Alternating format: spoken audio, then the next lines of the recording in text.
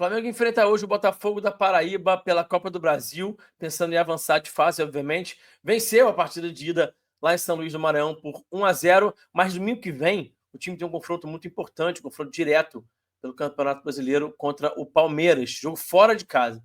Então, é muito provável que o Felipe leve a campo uma equipe bastante alternativa. É muito provável que a gente veja alguns jogadores que aparecem pouco, têm baixa minutagem, começando inclusive a partida contra o Botafogo da Paraíba. Nessa análise tática pré-jogo de hoje, eu vou mostrar para vocês o que é que eu faria em termos de escolha das peças, de escalação e também de estratégia. E aí, vamos falar de tática?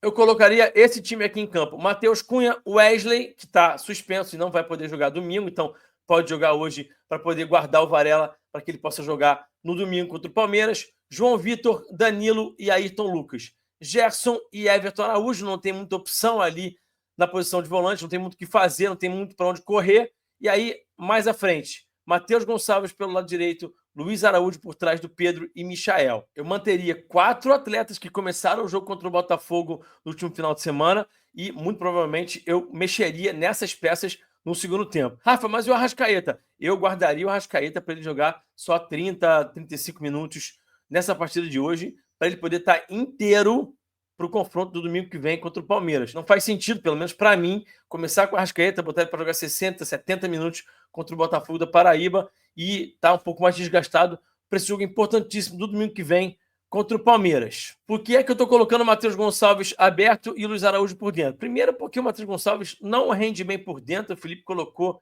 esse jogador no jogo do domingo passado contra o Botafogo por dentro, ele mais uma vez não rendeu. Outros treinadores já cometeram esse erro. O Matheus Gonçalves tem que jogar aberto. E aí, nesse caso, o Luiz Araújo jogaria por dentro, até para que ele seja poupado de ter que baixar tanto para poder marcar a ponta adversária. Então, quando o time baixar o bloco, o que vai acontecer?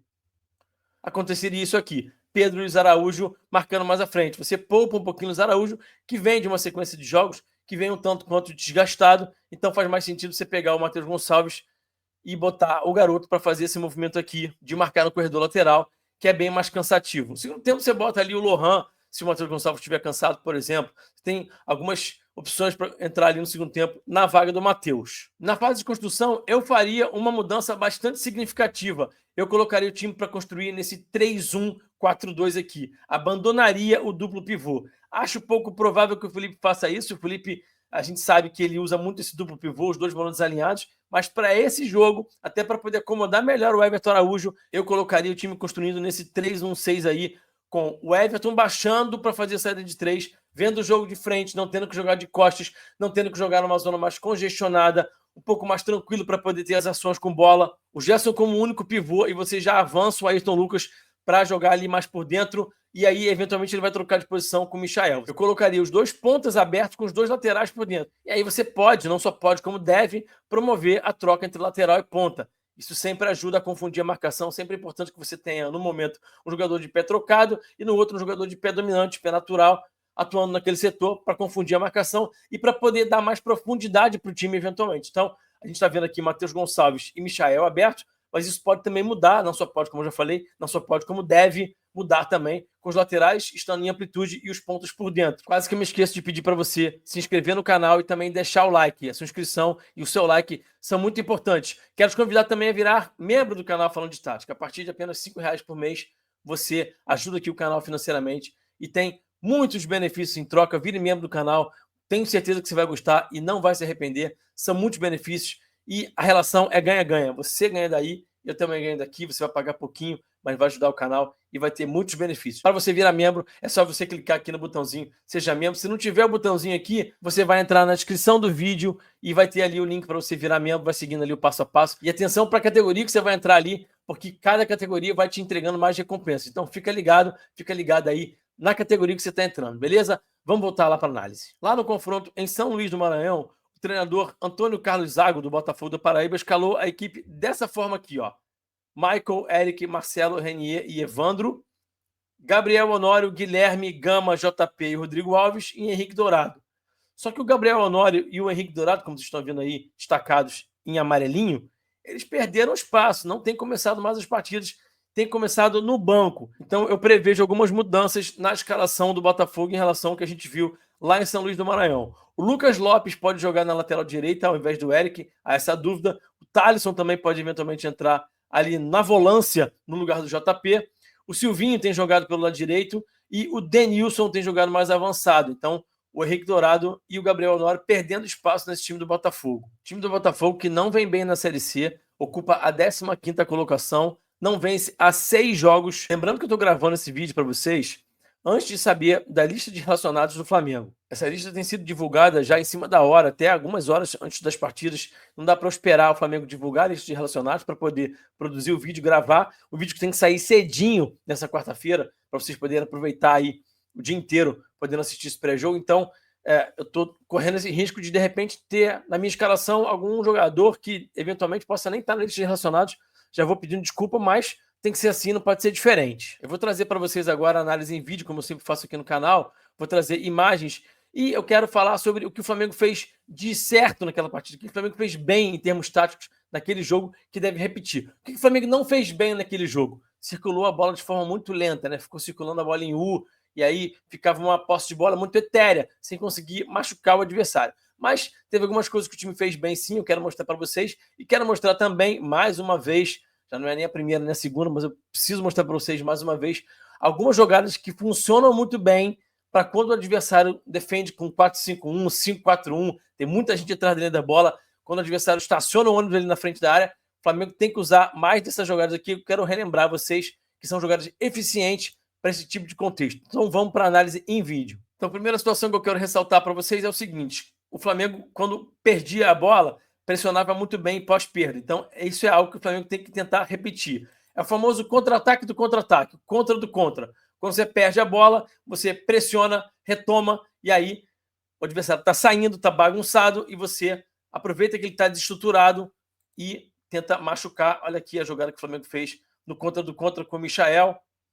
Aqui quase que saiu um gol, até meio por sorte, né? Mas o Flamengo teve alguns contextos de tentar aqui o famoso contra do contra e quase conseguiu gols nesse contexto, tá? Outra coisa que o Flamengo fazia muito lá na partida de São Luís e que tem que fazer hoje é a diagonal longa para tentar pegar o lateral ou ponta lá na profundidade para tentar empurrar o time adversário para trás, tá? Então, a gente viu aqui o Varela recebendo essa bola na profundidade. Aqui a gente está vendo de novo o Botafogo da Paraíba avançando um pouquinho as suas peças, tentou sair um pouquinho e o Flamengo acelerou o jogo. Importante acelerar para poder pegar o adversário desestruturado. O Rodrigo Alves, que é um cara que estava defendendo muito bem o corredor lateral esquerdo, estava um pouquinho avançado aqui. O Flamengo conseguiu uma situação de 5 contra 4 e aí vai conseguir sua melhor chance no jogo, exatamente porque conseguiu acelerar um pouquinho, pegar o adversário mais desestruturado, ó, jogada do BH, e o Michael perdendo esse gol. Incrível, incrível, incrível, né? No final do primeiro tempo e também já na reta final do segundo tempo, o Flamengo conseguiu algumas ações também pelo seu lado direito, com o Rodrigo Alves já ficando um pouquinho mais cansado. Cansaço físico vai batendo, cansaço mental vai batendo também. É um jogador que não está tão acostumado assim a marcar tanto. Então ele vai perdendo foco, vai deixando de marcar. Então tem uma margem interessante para o Flamengo tentar aqui uma progressão interessante, para tentar vantagem tática desse lado aqui, direito do seu ataque, lado esquerdo da defesa do Botafogo. E claro, sim, tem que cruzar na área. Não é de qualquer jeito, você vai cruzar a partir de dinâmicas de preferência, mas tem que cruzar na área, porque quando o adversário está muito recuado, sim, você cruza na área, o goleiro pode soltar a bola, por exemplo, dar um rebote e alguém pode chegar ali marcando o gol, como fez muito bem o Joshua lá na partida de ida, lá na partida em São Luís do Maranhão.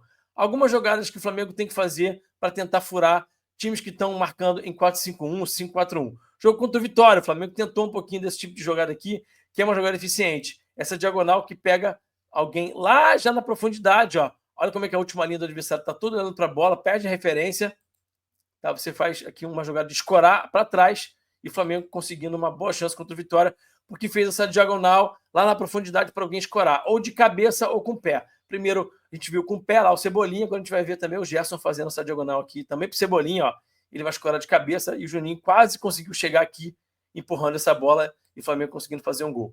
Outra jogada que funciona muito contra times que estão muito recuados, marcando com muita gente atrás da linha da bola, 4-5-1, 5-4-1. Passe cavado, jogo contra o Vasco, o Flamengo conseguiu uma boa chance através do passe cavado. Michael para o Gerson, ele faz essa bonita bola aqui para o BH, que escorou para trás, e o Gerson finalizando por cima do gol. Passe cavado é uma forma muito eficiente de você furar defesas que estão muito fechadas. E outra forma também interessante é a dinâmica de cruzamento.